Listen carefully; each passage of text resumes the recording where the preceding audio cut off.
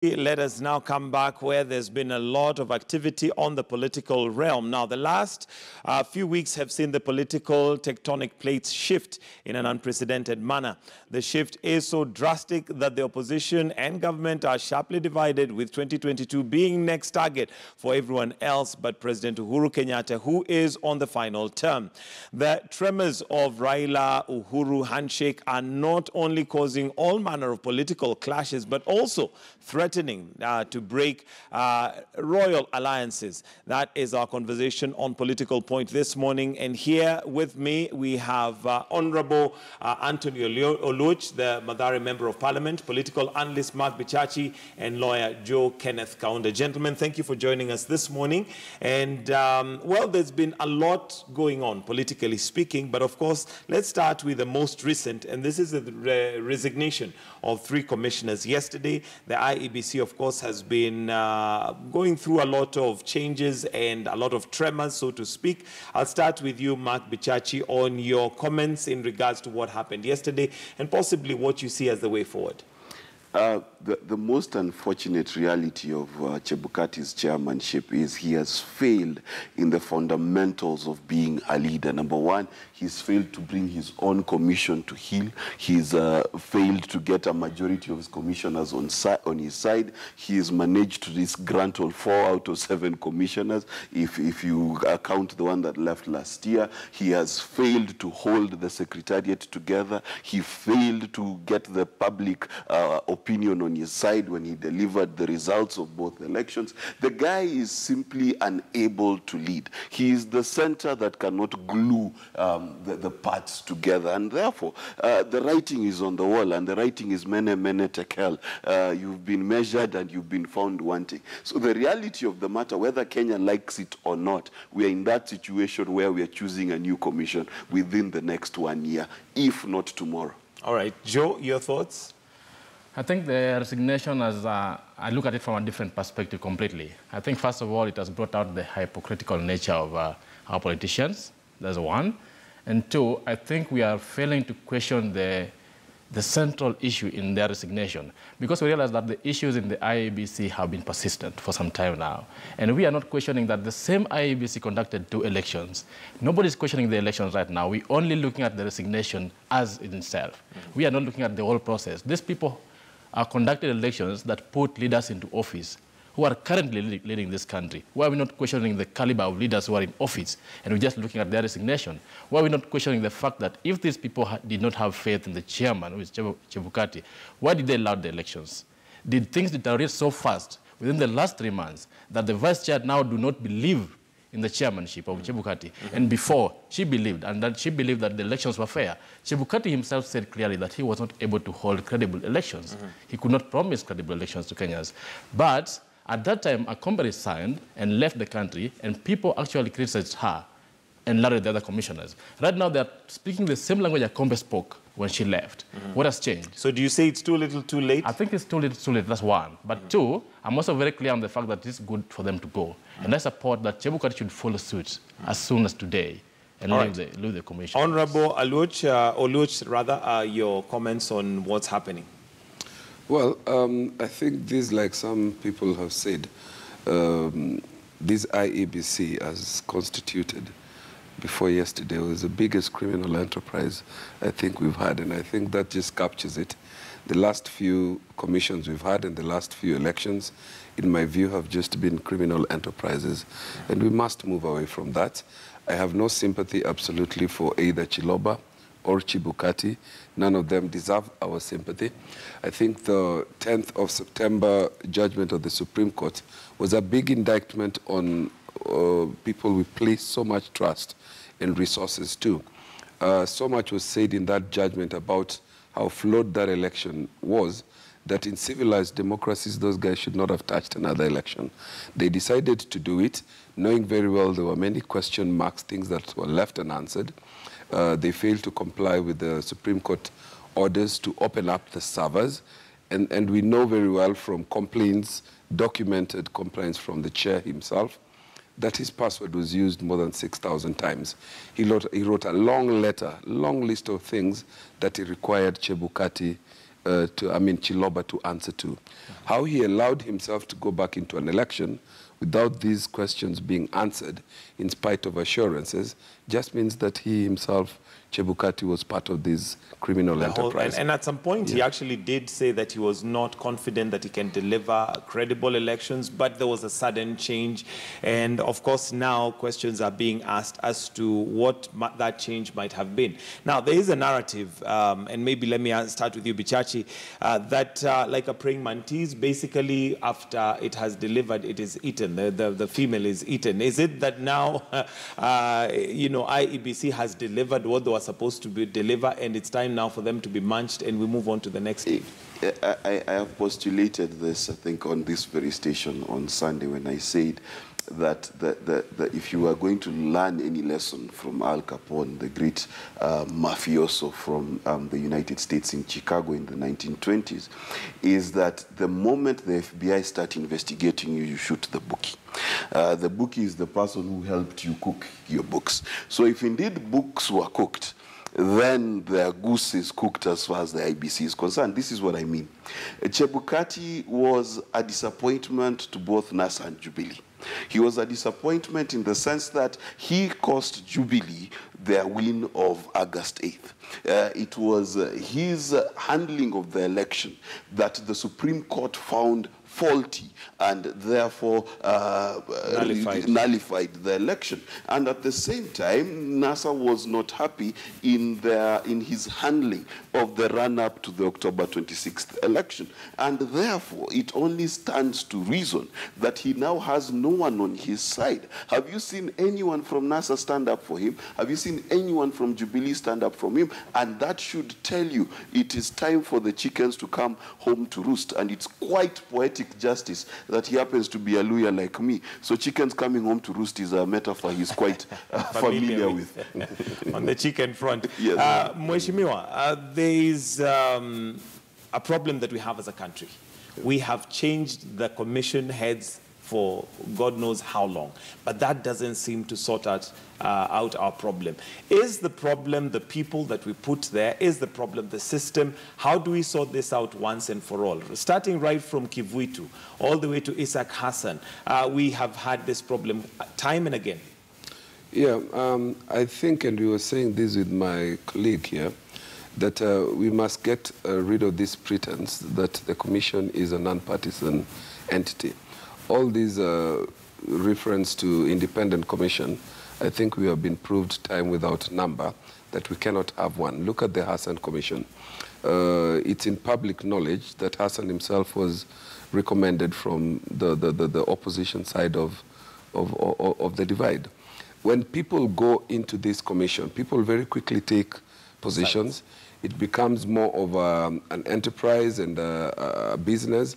And I think that the solution to this thing, so that we get rid of it once and for all, is to accept that this commission will always be partisan.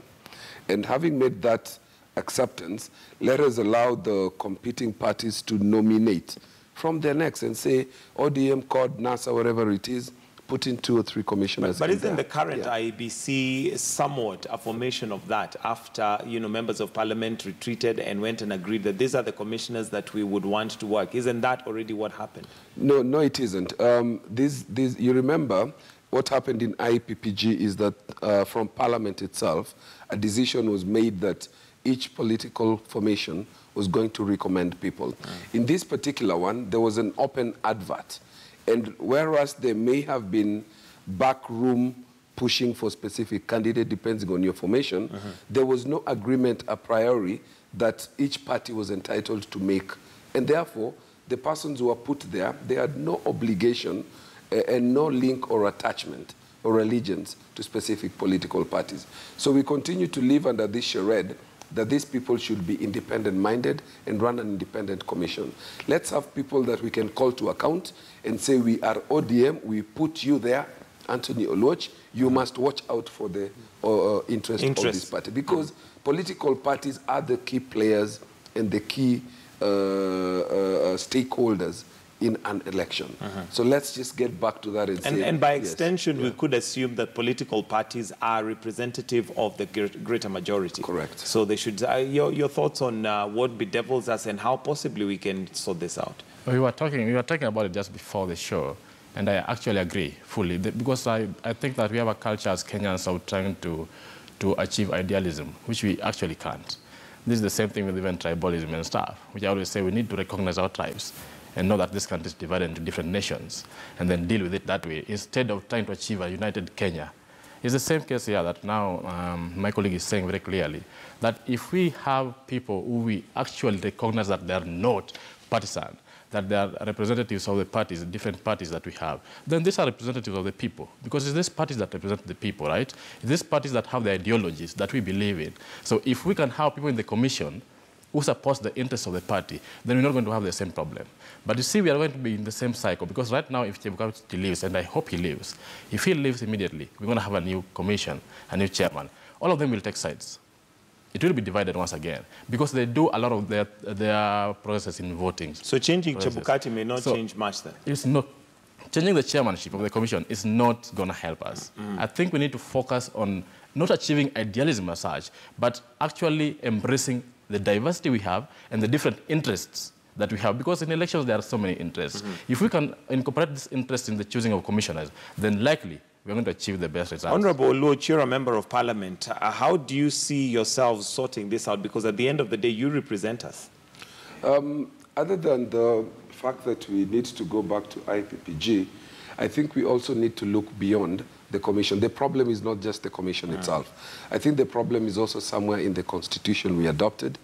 We have a system, a winner-take-it-all, in which in one of the forums I was in church, in my slang language, would say, kufa abiria, kufa makanga. Either you win the presidency, or that's it for you. That's it. It's a winner-take-it-all, win it or hit the highway. I think if we go back to Bomas, we will limit some of that tension. I think there is some constitutional tension in the structure that we adopted. And this reflects in the way the commission behaves. The stakes are so high, they cannot be anywhere in the middle where they look at the interest of the country.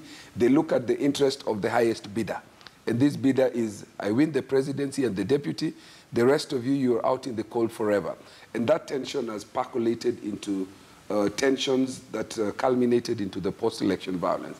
I think in the aftermath of the handshake, and I'm not going to that topic yet, we must relook structures of government. We must disperse power. We must possibly go back to the premiership system, and possibly a situation in which you have anybody who runs for presidency not being locked out. Go to the US system where you have an automatic ticket to contribute in Senate. So you lead wherever your troops are from inside government. And lastly, get back the system of accountability where our CSs, or then ministers, come from members of parliament. I don't see the constitutional justification for people who don't have a vote at all to be given such serious responsibility. We vote so much money for them. We are supposed to oversight them, but somebody like Matiang'i, who's not been voted by anyone, can afford to breach court orders and then come before parliamentarians and talk down to them like a school principal, and we all sit there as committee. And then the question comes in really on your role and how you will take this up. Because, for example, if we look at the current IEBC, Chebukati, on the results of the vetting, he came out last, but still he's the chair. I mean, how do we account for that? And you're the representatives that we've put in parliament to legislate and ensure that we're taken care of, but that's not happening. The issue about Chebukati, this is how the dynamics work. The other side would be trying to see who is NASA's candidate, and this is the kind of wheeler dealing they do. They let you put your cards out, and when they discover this is the NASA candidate, they will make sure that that is shut down. And most likely they would be going, and I respect a lot Chebukati as a lawyer. I don't know so much about his leadership qualities, but they would be going for the line of least resistance and say, in all these, who would be the person that we can manipulate most, or who has cracking points? There's so many dynamics that play into it, and I think they must have looked at Chebukati and said, of all the people that we have here, and there were people, for example, Professor Mutaha Kangu, when they realized that that guy would be a front runner and would be difficult to manipulate, they did everything to make sure he doesn't make the shortlist. So these are the things that happen. So when you say they, yes. who's they? They means, you know, there is an inner state, and there are stakeholders in this thing. There are people interested in the presidency, in the next presidency. Does that include the opposition and those in government? Obviously, but the person who holds the stick in this sense, because they would be the final appointing authority, I think would be the president. So from the president's side and his deputy, I think they're the ones who wielded the biggest stick into how and who becomes. So that the names that come to us in parliament comes to us in the form of 2 names. When we could have wanted to choose from 10, I probably would have chosen Mutaha Kangu or somebody else, Abubakar Zain, somebody else, isn't it? So when it comes to parliament, our role is so limited that you either choose one or the other. Yeah. All right, Joe? I really want to respond. I want to disagree with the legislator on a few issues. Well, first of all, I believe that the MP should say we in this case. It's not they. Because if we talk of they all the time, the common man talks of they, which is the government or the MPs, and then the MP can't talk of they again because we don't know who then how it is referring to. So it should say we. So one thing that I disagree with is that we should choose ministers from the MPs. I disagree with this because of one reason.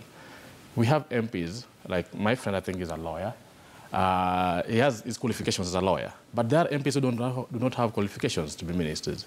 There's no problem choosing people who are qualified to be ministers aside from the MPs. The MPs represent the people. And representation is quite different from administration. We cannot mix the two things. Okay. We have tried it before and it failed. So I believe what he suggested, which was right, is let us have a different system of government. I've done this on my articles. Let's have a different system of government. Let's have a hybrid system. Let's bring back the premiership, whereby power is devolved between different people. We can have a system whereby the first position goes as the president, the second goes as the premier, but one will have more ministers than the other. It has worked in other countries. All right, we'll come to that in just a bit, but Bichachi, before we take a break, your thoughts on the fact that we have members of parliament, and when we look at the IEBC currently, we have Chebukati, who did not perform that well compared to others, yet he is the commission chair. The issue about the Kenyan parliament is not just about choosing Chebukati. It is the brown envelope mentality where whoever has the best push in terms of the weight of his envelope gets positions. This is true of almost every commission that parliament approves, because parliament is a creature of lobbying. It's a creature of personal greed. It is a creature where today we are faced with an onslaught where we want to remove interest rate caps. Ask yourself, how much money are banks spending on our parliament? This is the issue. We need to create a crop of leaders who are willing to put self-interest aside and put national interest first. For as long as it is possible to buy an MP, then you can buy any commission in this country. All right, we're going to take a break right there. It's now 27 minutes to 8. And do stay with us. We're looking at the political point. And when we come back, we'll be looking at, well, the intrigues of those tectonic movements, politically speaking, especially after the handshake and where that leaves us. We'll be right back right here on Morning Express.